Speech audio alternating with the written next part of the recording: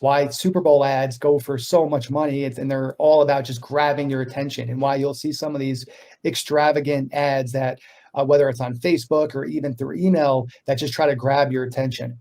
But once you're able to get someone's attention, it's all about, again, do I feel like I know, like, and trust you? Do I trust that you can execute on what you say you can execute on? And is that thing you say you can execute on actually going to solve a problem that I have? But wouldn't you say that it's more relevant to a B2B company? Like a B2C would need to place more efforts on their marketing than on sales in that case, right? Absolutely, yeah. You're not going to be selling individually to, if you're trying to get hundreds of thousands of users, you're not going to be speaking to those hundreds of thousands of users to buy, it might be a $10 a month product. So yeah, the marketing will speak a little bit differently, but the whole thing again is the same. Do I feel like I trust that you can solve a problem or a need that I have as a consumer, whether it's B2B or B2C? The marketing of it, of course, will change, but the fundamentals of somebody buying something is all very consistent, and has been consistent and will continue to be consistent. Do you think that we need to use more maybe videos in our emails in order to be more personal, or text is enough as it was in the past?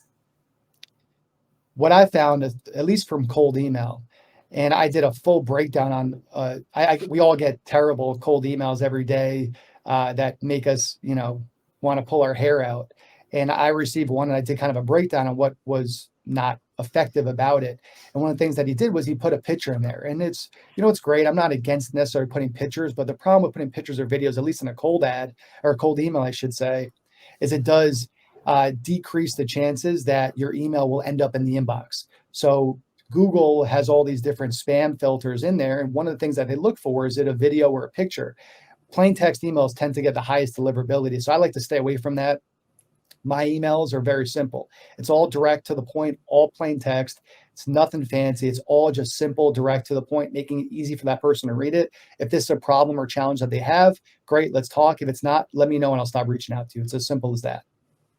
Yeah, it's very to the point because what I have in mind is I don't know the name of the company, ClickFunnels. ClickFunnels. Yep. Yeah, for example. So I heard about them and I know them. So he talks. What's his name? What's the name of the guy? I can see his face, but I can't remember his name right now. I forgot. I know. Like when we finish, I'll have his name. Yep. So this guy from ClickFunnels, he talks about these funnels that are built from emails and from landing pages and from videos, right? And he's very salesy is the way that he does it. And I think that he's talking mainly for B2C, actually. He's not talking B2B, and he's not related to B2B as I see it.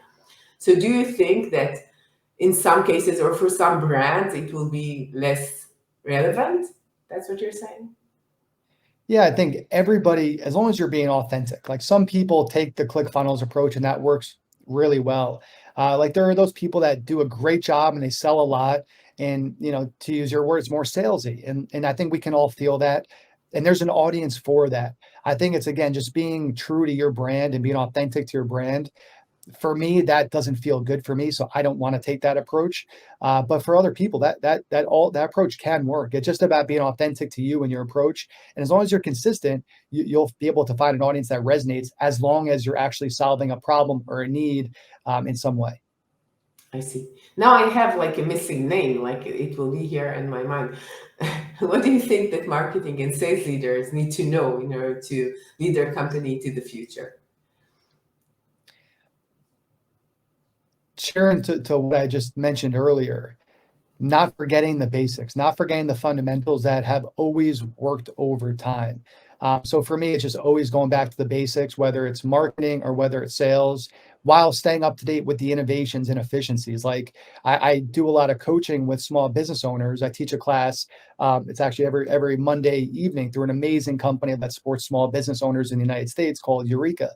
And one of the things that I'm always stressing is, how do you leverage simple technology to create efficiency for you, whether it's using tools like a Zapier that are basically just a communication system between two tools. How do you leverage efficiencies and leverage technology to make your life easier, whether you're in sales or marketing?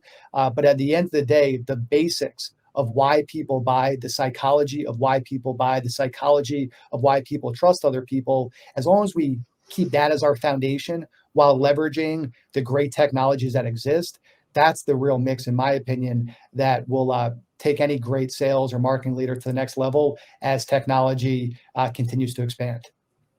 What about building the email list before you send it? How do you get the emails, to reach these people? And do you think it should be very, very cold? Like, I got your email for somewhere, or they need to sign up for that? Best case, of course, people are signing up on your newsletter. They're, signing up and opting into your emails. But, there's other ways to get lists, and it just can take a long time if you do go the old-fashioned way of building people through your email list, which again can be a great, or building people through a newsletter or something like that. That's of course great. It's of course great to reach out to people that are warmer, but there's a great opportunity through completely cold email outreach, which is what I focus on. And again, as long as you're following all the canned spam laws, making sure that you're being